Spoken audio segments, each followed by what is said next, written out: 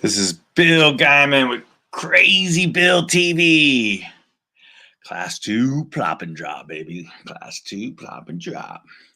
I learned a new one. It's class 2 on the side and drop if you pin. I learned that from Josh. Class 2 plop and drop. Yeah, so today I want to talk about the rescue line that is called grab. You grab someone, you row to someone, or you throw to someone. And that is the steps of how you rescue someone in whitewater boating. Even if it's not whitewater boating, if it's a rescue and they're not even wearing a life jacket, if they're swimming and you're on shore and you can grab them, that is better. Again, if there is a boat available, you can get in a boat that has oars or even a motor and you can row or go to them. That's second best. And then their third/last option is to throw to them. And the reason throw or rope is last is because it can get tangled around your neck. It becomes more of a hazard than it is. It becomes more of a hazard. So what I want to show today is we went on the Illy and we had Lunch Beach. So I'll bring that in here. This is Lunch Beach right here. Again, I'm rowing and they got pinned on a rock. And so far they haven't flipped, so there's no swimmers. So as long as no one's in the water, you ain't really got an issue yet. So what they did is they didn't make the move. They should have hugged this rock like you'll see here that I'm getting ready to row into. I hugged pretty close here to this, and I also need to miss them because I don't want to make another hazard. And as you can see here, they are still on the rock. No one's swimming, and they're high-siding. This is what's called high-siding. This is a prime example of high-siding. The boat went in right up on the rock, and as the boat started to climb, Josh and his crew, they all climbed up on the high side. That's what's called high-siding. That's textbook high-siding right there. I also call this the overlook. They're looking to see if there's any fish. This might be, not only is this Lunch Beach, this might be a new fishing spot. We also call this the 3-hour tour, the 3-hour tour. Because sometimes pins can take forever to get off. I've anywhere from 5 to 10 minutes to half hour to 3 hours. I've also been on the Shoshone River where someone pinned a boat where they were afraid to flip, where actually sometimes flipping is better because yes, you swim, and where they would have flipped and swim, it was like a pull and drop or drop pull. So, or a plop and drop. It was a class 2 plop and drop, and it went into a pool after the class 2 plop and drop.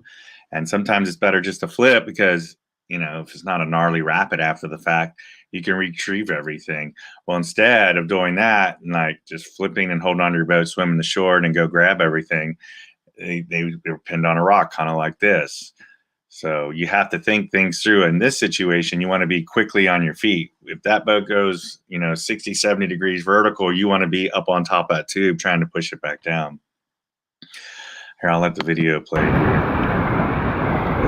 Yeah, there they are. They're fully perched up on it, as you see there. But before it was just on the side of it, and when they high-sided, they were able to walk the boat up on top of the rock there. So I'll play some more here. And this is on the Illy. We did this a couple days ago. It was 65-degree weather. Super nice out. As you see over here, Dave will start to boat over to try to get a rope to him. We already out down below for swimmers because if someone swims, you won't be able to go get them. And it is a big pool of water right here. So if they had to swim, it's not a big deal. And this is some great footy right here. Let the camera roll. I had to wipe the camera. I wanted to make sure I could see it all. And as you see, Dave is going over there to get him. He's going to go eddy out. They're getting it. And then they're going to have to push it off. Try to get a throw back to it. But what they do is they bounce the boat. They just bounce up and down to the boat, kind of shimmers off the rock. let's see if I can show that here. I'll move this forward a little more. Dalen needs a pin on him on purpose, and they need to jump in his boat. One or two people do. Just yank on the boat and take it with you. This is where a sea anchor can come into play too, because it will put constant pressure on the boat to help pull it off. That's another thing that when you pin, a sea anchor can come into play.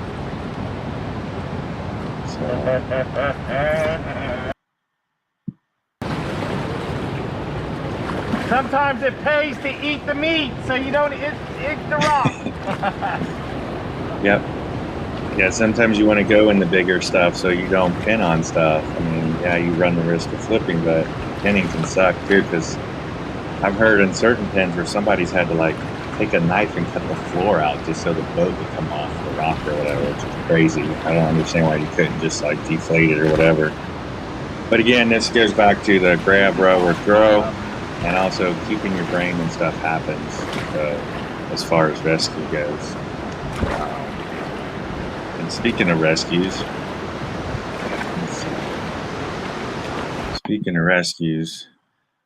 Futurecraft also makes a boat to do rescue, and they go in what's called low head dams, which is pretty awesome.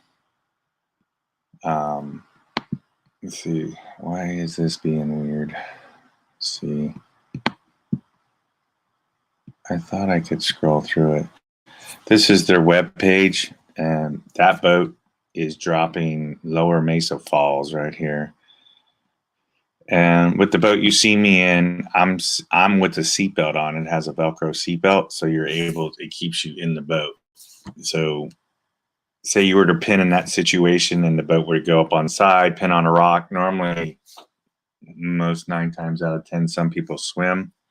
So it would keep you from swimming, and it buys you time from like being in the water immediately.